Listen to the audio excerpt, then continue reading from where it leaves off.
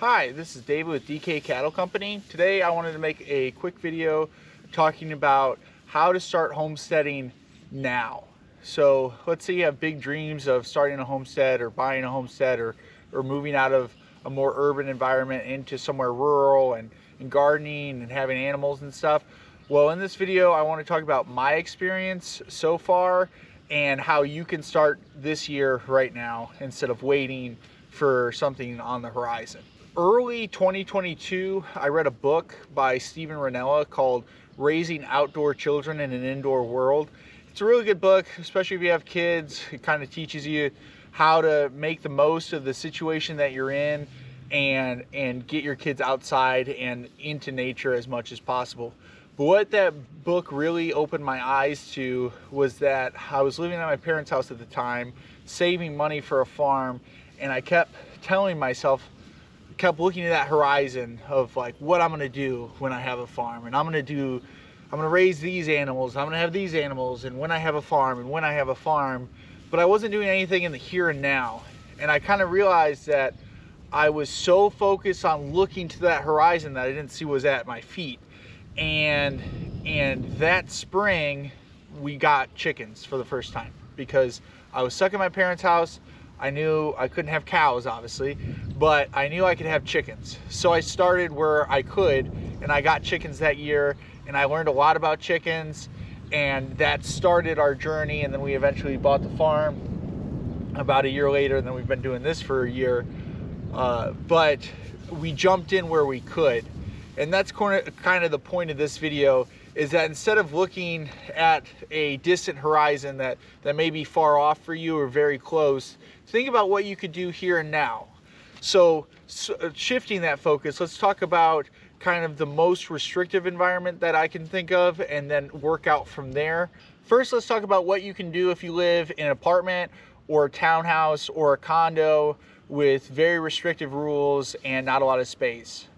What I would do is start a small little garden of a couple tomato plants, maybe a pepper plant or something, and grow vegetables that you can use for a salsa or a pasta sauce. And then learn how to can that salsa or pasta sauce, or whatever sort of condiment type thing you want to make, maybe a ketchup or something like that. That way you're getting your foot in the door of learning how to garden and preserving food.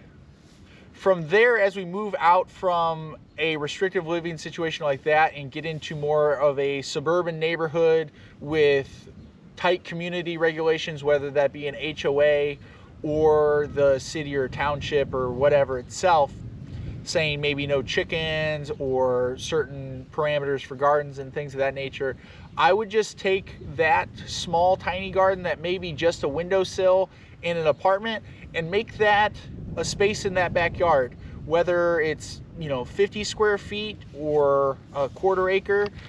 You can do a lot in a small space with a garden.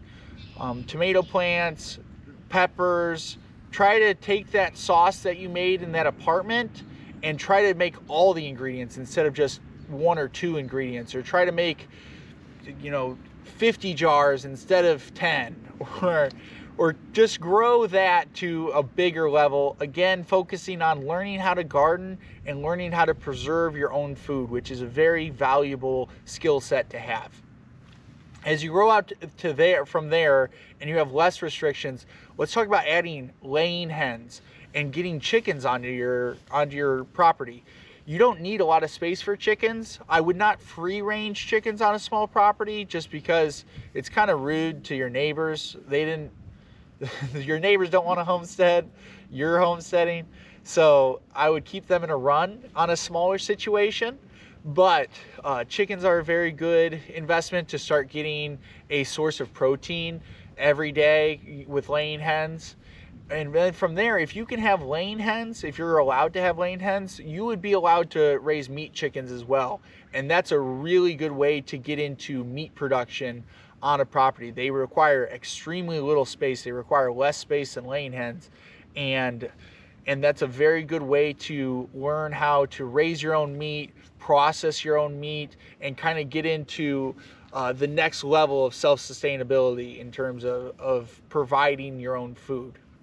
little pro tip, if you live in like a more restrictive area that's a little kind of weird about livestock animals, you can typically get away with meat rabbits over meat chickens, because chicken is a buzzword in these regulations, in these like urban kind of suburban areas. But rabbits are kind of a pet in some places. So if you can't have meat chickens, look into meat rabbits. A breeding pair of meat rabbits, so two does and a buck, can make 800 pounds of meat a year just off of those 3 animals. So that's definitely an underrated thing to get into if you don't have a lot of space, or if you're in a more restrictive environment. And if you live somewhere that you can't have chickens, I would definitely look into if you can have meat rabbits, because like I said, sometimes you can get away with one without getting away with the other. So as you grow from there into a bigger space, let's say you have dreams of having a dairy cow, but maybe you don't have the space for such a large animal. Well, let's talk about maybe getting a dairy goat and making, soaps and lotions and just the milk itself, cheese, any of those dairy products that you can make from cow's milk, you will be able to make with goat milk.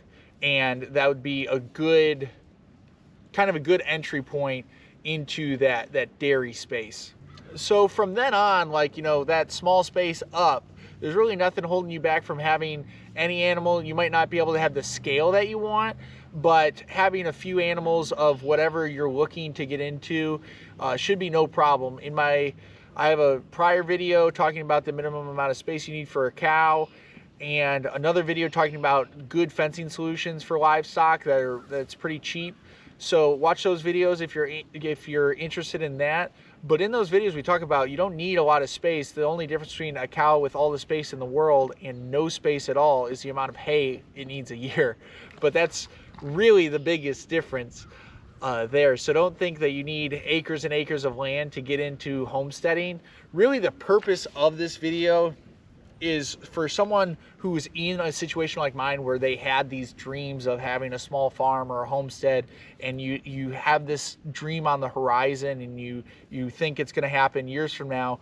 That's fine and that's all well and good, but what can you do now? Don't have paralysis to the dream because you want a certain version of it when you can live a version of it now. Getting that experience now in whatever it is, whether it just be a garden and learning how to preserve those vegetables that you grow, or if it's laying hens like I did in my case, but getting that experience will help you down the line as you grow in your homesteading or small farm journey.